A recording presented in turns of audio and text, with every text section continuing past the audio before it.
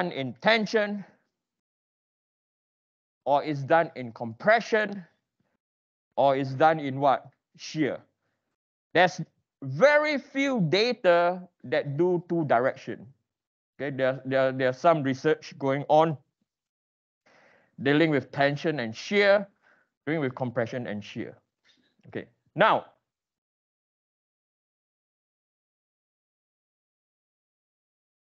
so all these data are just unidirection.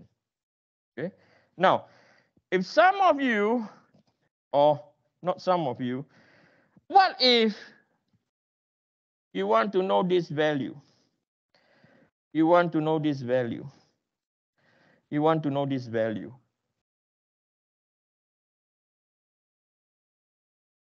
Right? You want to know this value. But you don't have time to do tests. I repeat again, you don't have time to use tests. So you can apply the maximum shear stress criteria.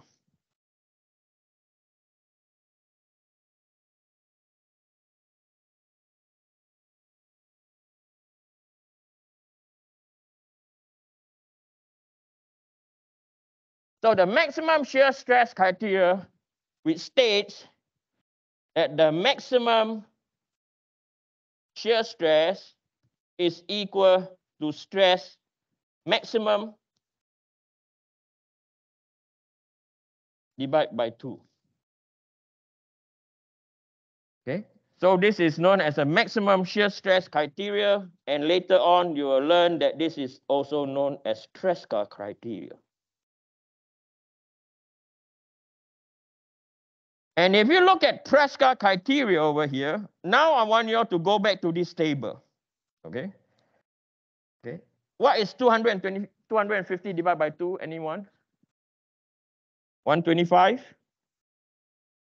The measured is 145. Not bad. Am I right? The next one you see, 260, right? They measured 150, we get what? 130. Close approximation. You don't need to like, most of the time, when you're doing engineering analysis, time is not on your side. Okay, you cannot take a break. Okay, Peter, who is your supervisor, I need 3 weeks to prepare sample and do tests, and then I can give you a code. What's the strength? No, you don't have time. Peter, who is your supervisor, will say, I need it 2 hours later. Sunshine, I'm sorry, get me the value. So you're going to apply the maximum shear stress criteria that states that what? Tau max is equal to stress max divided by 2. Now, this is only true for ductile material. You can check any material handbook. It's about that. It will work for steel. It will work for aluminum. It will work for copper. Other material, be very cautious. Are we clear? Okay. Now, so now you know all this now. Let's go back to our problem. Can anyone make a guess how the structure will be loaded? Is it going to be under normal stress? Or is it going to be under shear stress? Or is it going to be a combination of normal and shearing stress? Which one is it? It's going to be a what? Combination of what? Normal stress and what? Shearing stress. Let me further elaborate. Okay, let me further elaborate. So we are going to focus at point B now. Okay, we're going to focus at point B.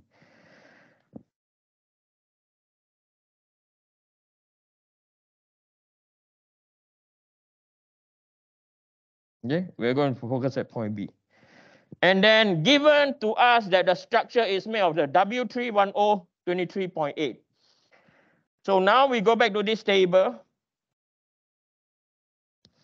We come over here and we look at the geometry now. Okay. And then I'm going to go back to the textbook, if I may. And the next thing that you have to be aware of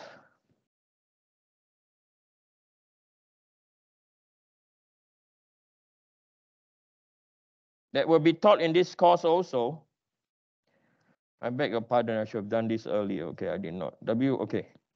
I'm going to do this. Come on, go away. Come on, really? Okay.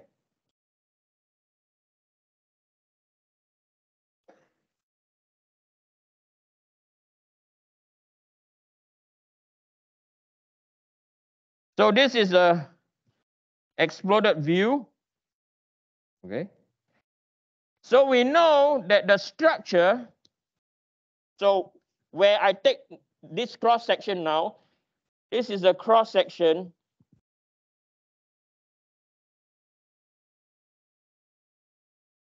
at point B.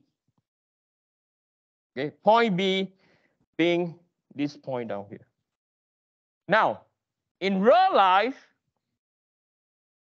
in a real engineering problem, they will not ask you calculate point B. You have to find. Okay. So this is an exam. I don't want you to be too stressed out. I'll tell you where to calculate. Okay, point B. The next thing that you have to be aware of that is as critical is known as failure analysis.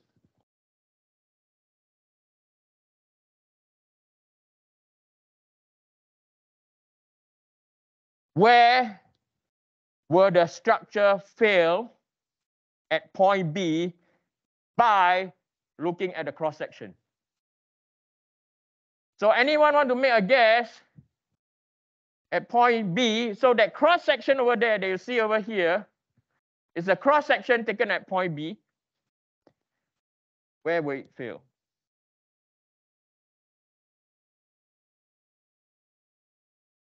Before I go on, before you give me an answer,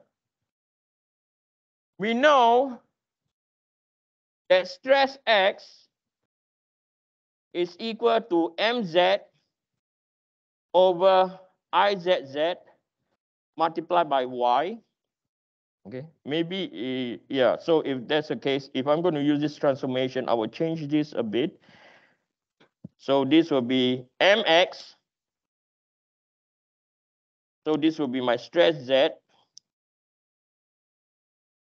over ixx.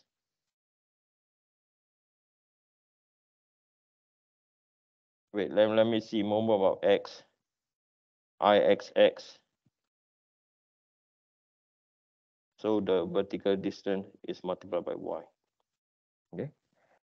So if I'm going to sketch the distribution, you all learn how to sketch the distribution in 2P, yes or no? Right? So if we're going to sketch the distribution, this is what we see for this cross-section area.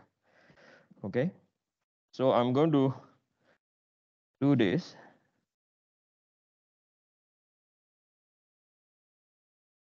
So what you will see for this is you are going to see a distribution doing this. So this is my distribution. This is my stress.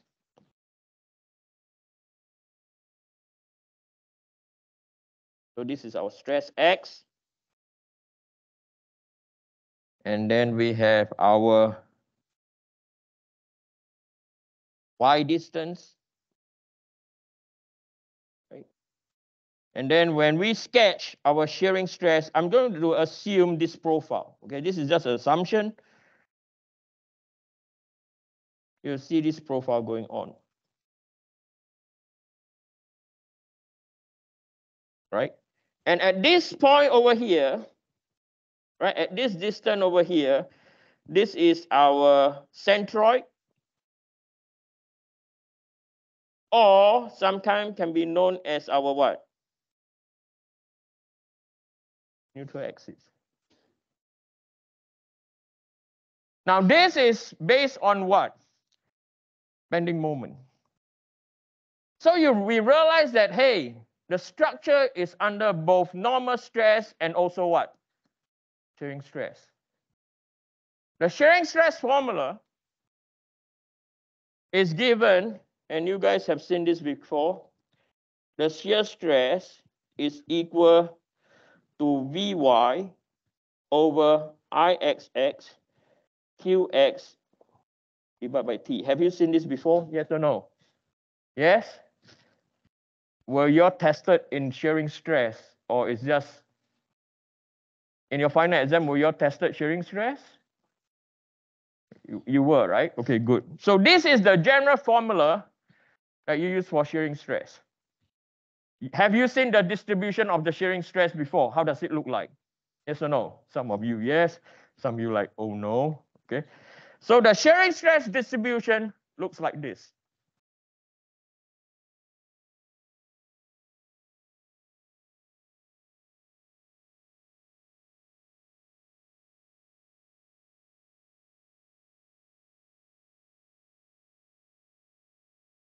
So I'm going to change color now. It looks like this.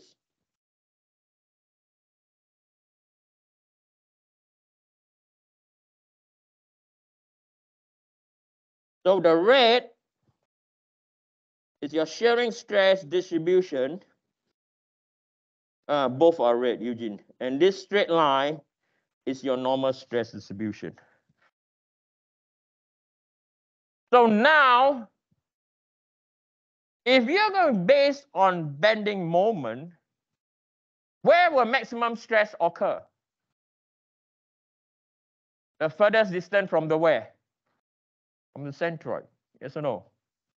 If you're going to look at shearing stress, what's the difference between normal stress distribution and shearing stress distribution in terms of maximum value? Can someone tell me? Yes.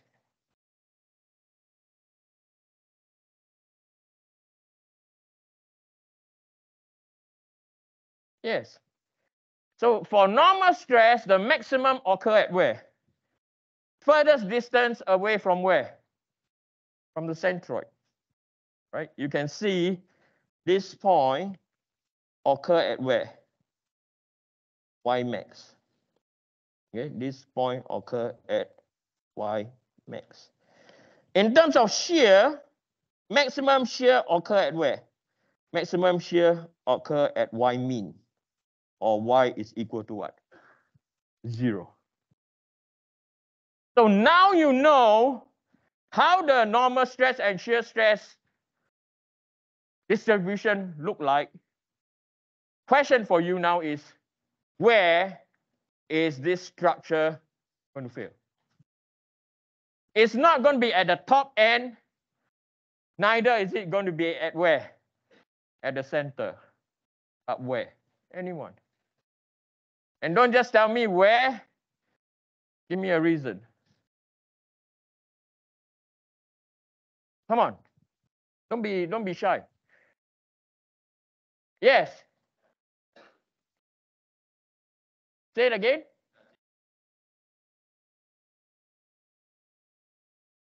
Yeah, but the cross section are the same.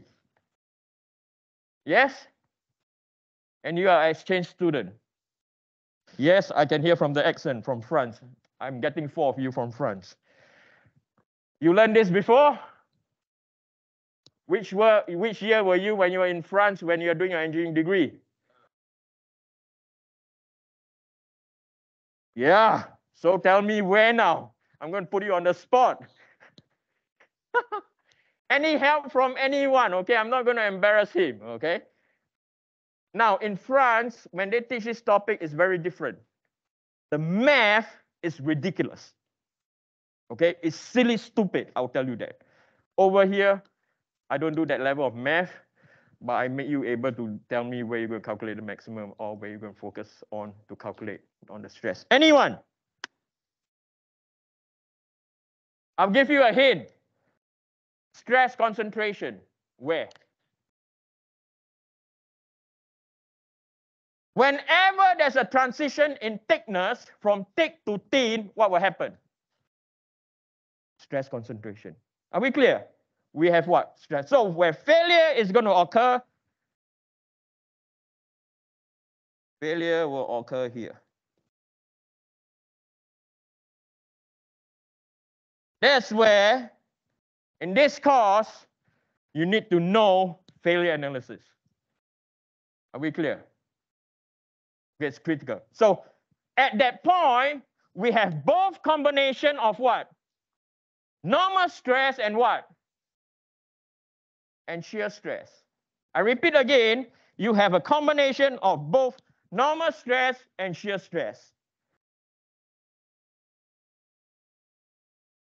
You know how they got these properties? How did they get all these mechanical properties? Is it doing combination of normal stress and shear stress, yes or no? No. They are doing it based on what? Tension, compression, and what? Shear. Then you will render this data is useless. You're not wrong. It's absolutely useless. Okay, it's absolutely useless. However, have you heard the term square hole, round peg? Yes or no? We have to try to do that as engineers.